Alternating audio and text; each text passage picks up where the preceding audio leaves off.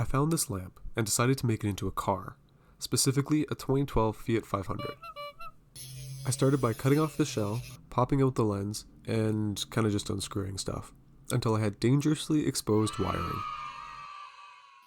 I then cut out a square of the lens to make a square lens-shaped lens.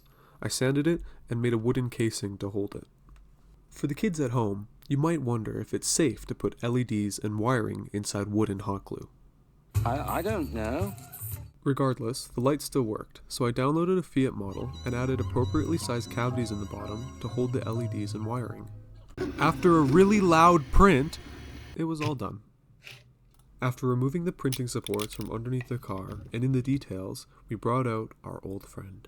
Mod Podge. So began the cycle of layering Mod Podge, then sanding, to remove the blocky look of the 3D print. Just in case you were wondering, the light box fit perfectly. Finally, painting.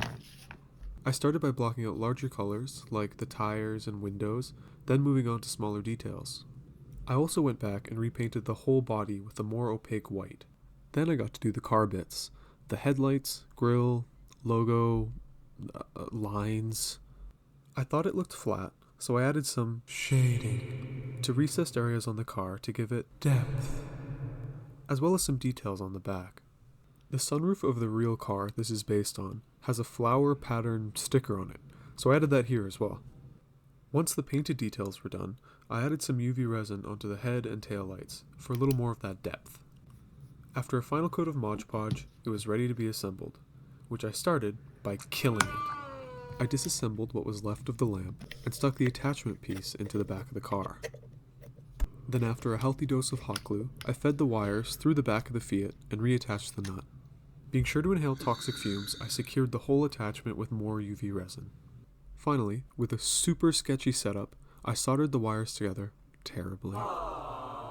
Now kids, you might be curious if insulating bad soldering with hot glue and PLA plastic is safe. I don't know. Now that the car itself was done, I grabbed some Sculpey and made a bunch of daisies. To know why, you need a little context.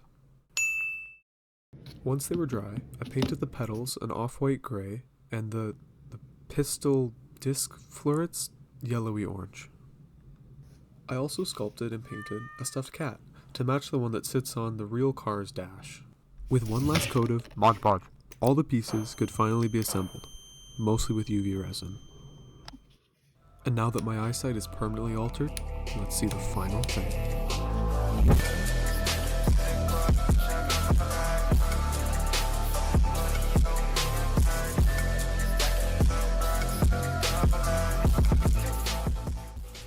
Thanks for watching the video and my subpar car edit. I hope you enjoyed seeing what I've been crafting.